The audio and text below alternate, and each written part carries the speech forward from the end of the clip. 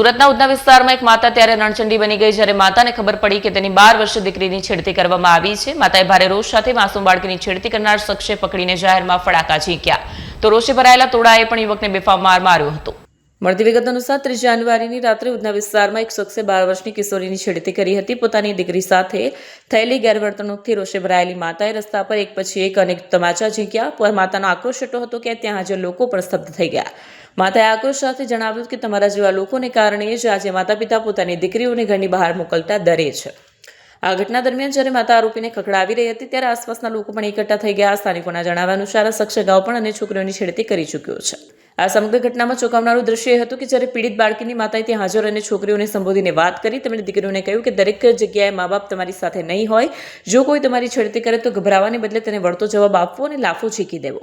જો તમે ડરશો તો એ લોકો તમને વધુ દડાવશે। ઉધનાના સ્થાનિક લોકોમાં શખ્સ પ્રત્યે ભારે રોષ જોવા મળ્યો। લોકોએ આરોપીને મેથી પાક આપ્યા બાદ પોલીસને જાણ કરી। પોલીસે આ મામલે ગુનો નોંધી કાયદેસરની તપાસ હાથ ધરી છે।